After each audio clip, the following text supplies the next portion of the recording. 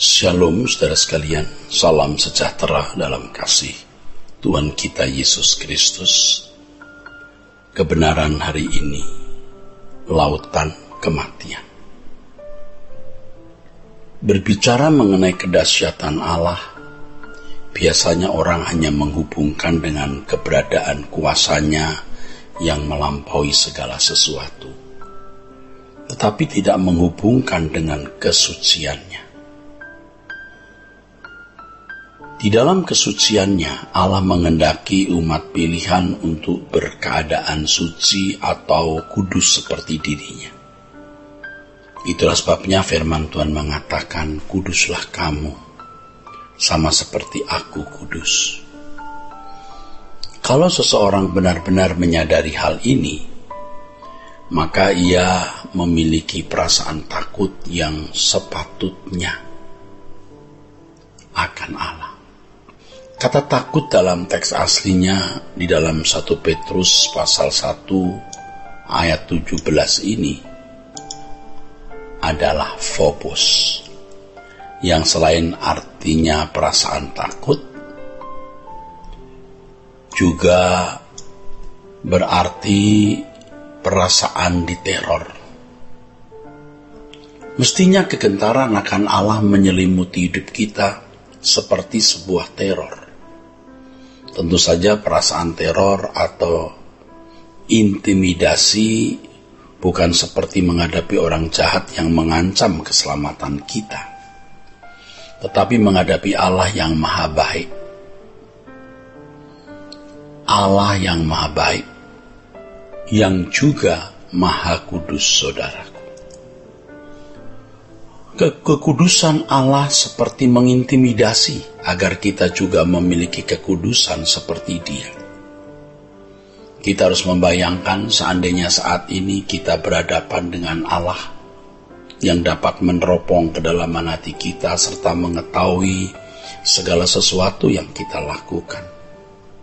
Pasti ada kegentaran yang hebat dan sekaligus ketakutan yang tidak dapat dibayangkan, yaitu kalau kita masih berkeadaan belum memiliki kesucian atau keberadaan moral seperti yang Dia kehendaki. Oleh sebab itu, kesempatan di mana kita masih dapat membenahi diri sekarang ini harus kita gunakan sebaik-baiknya. Sebab kalau kita sudah menutup mata untuk selamanya, berarti kesempatan itu tidak ada lagi. Pastilah akan ada penyesalan yang tidak terlukiskan, kecuali dengan kalimat ratap tangis dan gertak gigi. Suatu hari nanti kita pasti menghadap tahta pengadilan Tuhan. Tuhan yang mempercayakan kehidupan ini untuk kita jalani sesuai dengan kehendaknya. Karena kehidupan diberikan oleh Tuhan bukan sesuatu yang gratis, saudaraku. Kita harus mempertanggungjawabkan segala sesuatu yang kita kerjakan selama hidup di dalam dunia ini. Ini adalah suatu realitas yang dahsyat yang tidak bisa kita hindari. Perjalanan waktu membawa kita kepada realitas itu, kematian dan menghadap tahta pengadilan Allah. Setiap detak-detak jantung dan denyut nadi kita seperti detik arloji yang memang sekarang ini masih terdengar, tapi suatu saat akan berhenti. Pasti semua ini mengisyaratkan bahwa kita seperti terbawa oleh arus yang sangat kuat yang tidak bisa dibendung menuju lautan kematian. Saat panggilan menghadap Tuhan bisa terjadi setiap saat tanpa dapat kita duga. Pada umumnya orang tidak tahu kapan giliran masuk ke dalam peti mati. Tetapi realita kepastian mati itu orang juga tahu. Namun konyolnya banyak orang tidak memperdulikan hal tersebut. Hal ini nyata dalam perilakunya yang tidak sungguh-sungguh takut akan Allah. Mereka tidak sungguh-sungguh mempersiapkan diri menghadapi kematian dan pengadilan Allah. Dan orang-orang seperti ini biasanya tidak memperdulikan perasaan Allah dan penilaian Allah terhadap dirinya. Hal ini juga menunjukkan bahwa memang mereka tidak menghormati Allah secara patut dan tidak berlindung kepada Allah dari kedahsyatan kekekalan. Kalau seseorang berlindung kepada Allah dengan sungguh-sungguh, pasti ada perjuangan untuk hidup berkenan kepadanya dengan segala usaha. Banyak orang berpikir bahwa saat kematian masih jauh, ya. Maka mereka kurang peduli terhadap realitas kematian dan pengadilan Allah untuk mempertanggungjawabkan hidupnya dalam kekekalan. Bila hal ini berlarut-larut, maka mereka tidak pernah memiliki kesadaran bahwa kematian adalah sebuah realitas sampai mereka mati. Tidak sedikit mereka yang sudah berumur sangat tua pun masih berpikir dirinya bisa memperpanjang umurnya, saudaraku, ya. Apalagi kalau memiliki kekayaan yang berlimpah, ia akan berpikir seakan bisa menunda kematiannya. Ya, memang kadang-kadang tindakan medis seakan-akan bisa memperpanjang usia, saudaraku. Tetapi tidak bisa membatalkan kematian.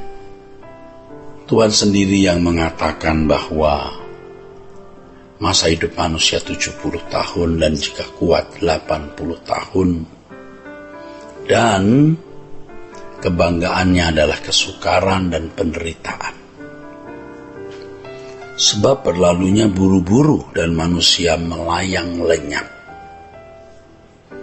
Begitu dikatakan dalam Mazmur pasal 90 ayat 10. Kata kebanggaan dalam teks aslinya adalah rohab. Kata ini bisa diterjemahkan kekuatan, strength.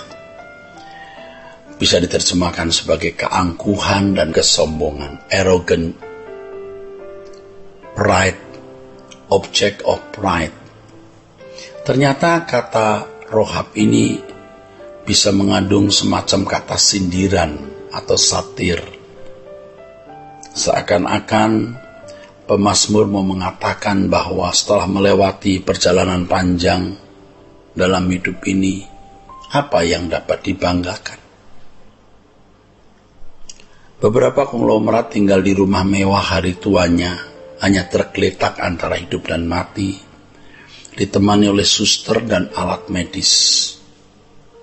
Seperti yang dikemukakan oleh Tuhan Yesus dalam kemiskinan di mata Allah. Ya. Mereka orang yang hidup dalam kemiskinan, ya, di mata Allah, saudaraku. Orang-orang seperti ini sebenarnya, saudaraku, hidup dalam kemalangan. Yesus menangisi orang-orang seperti itu dengan kalimat, "Wahai, betapa baiknya jika pada hari ini juga engkau mengerti apa yang perlu untuk damai sejahteramu. Tetapi sekarang hal itu tersembunyi bagi matamu." Suatu keadaan yang tragis. Orang tidak mengerti apa maksud dan tujuan hidup ini. Betapa malangnya orang-orang seperti ini di kekekalan. Saudaraku, kiranya kebenaran hari ini memberkati kita sekalian. Sola Gracia.